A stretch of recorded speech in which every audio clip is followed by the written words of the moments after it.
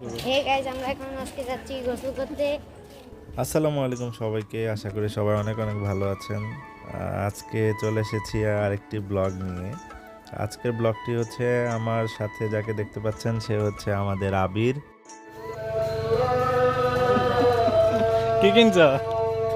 Clear Men shampoo কিনছি। কই যাবো? ও আচ্ছা, আমি ঢুকে আবির আজকে খুবই উচ্ছ্বসিত, সে হচ্ছে নদীতে গোসল করতে যাবে।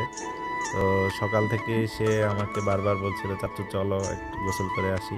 তো ফাইনালি আমরা এখন যাচ্ছি সেই নদীর পাড়ে। তো গাইস, আমরা এই যে এখন রেল লাইনে আছি। আবির, এই জায়গার নাম কি? Chandpur rail line, Chandpur railway, হয় নাই তো? এই জায়গার নাম কি? দর্জিঘাট রেলওয়ে। দর্জিঘাট। চলো দর্জিঘাট রেলওয়ে। আমরা এখন ডাকাতিয়া নদীতে যাবো গোসল করতে, চলো। দর্জিঘাটের ডাকাতিয়া পাড়ে যেতেই হচ্ছে এই পাটগুলো আমাদের চোখে পড়ে। পাট সোনালি আঁশ হিসেবে পরিচিত আমরা জানি। তো পাট থেকে একটু গন্ধ বেরোচ্ছিল, যার কারণে আবির বলতেছে যে পাটে অনেক গন্ধ। তো এখানে দর্জিঘাট এলাকাটা খুবই সুন্দর। আপনারা যারা এখানে চাঁদপুরে আসছেন তারা হয়তো জানেন। নদীর পাড়ে যেতেই এখানে একটা মসজিদ এবং একটা প্রাইমারি স্কুল চোখে পড়ে। ঠিক তার পাশে, নদীর পাশে ঘিরেই হচ্ছে এখানে এই স্কুলটি। তো এখানে একটা ছাগলের বাচ্চা দেখা যাচ্ছে। তো ফাইনালি আমরা চলে এসেছি আমাদের সেই কাঙ্ক্ষিত স্থান, ডাকাতিয়া নদীর পাড়ে, যেখানে আমরা এখন গোসল করব। এখানে দেখতে পাচ্ছেন অনেক মানুষ, অনেক বাচ্চারা এখানে গোসল করতে আসছে। তো আবির এখানে রেডি হচ্ছে।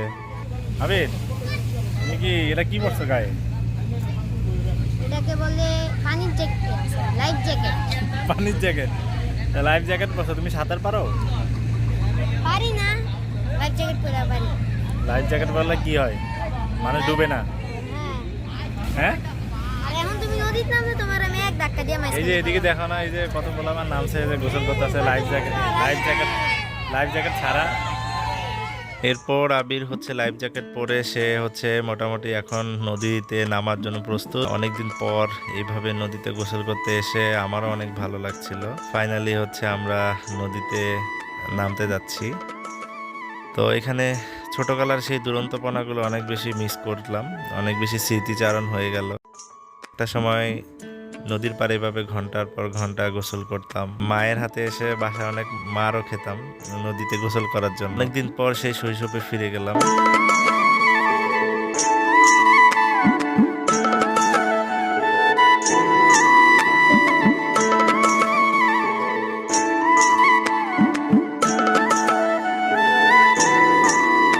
গোসল করতে করতে হঠাৎ নদীর ওই পাশ থেকেই একটা নৌকা চলে আসলো। এই নৌকাটা মূলত নদীর ওই পারে যে একটি বিদ্যুৎ কেন্দ্র আছে, তো সেখানকার মানুষদেরকে আনা নেওয়ার জন্য এই নৌকাটা ব্যবহার করা হয়।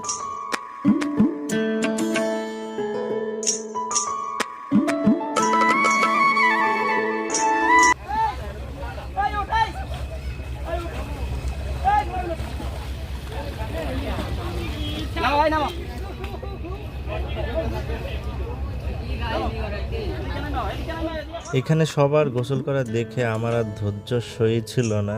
তো আমিও ফাইনালি নদীতে নামার জন্য নেমে গেলাম।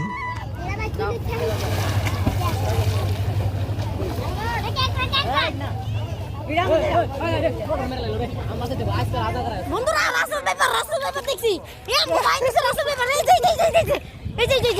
যে রাসেল পেপার, এই রাসেল পেপার।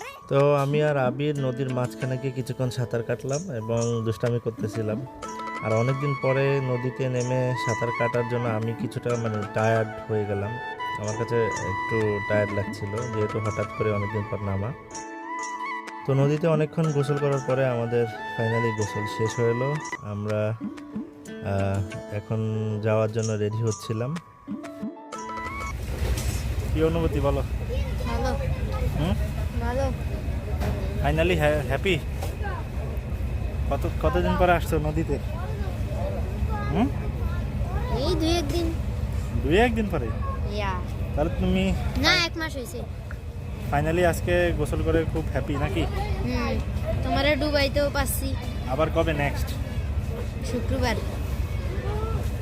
ঠিক আছে, আল্লাহ হাফেজ।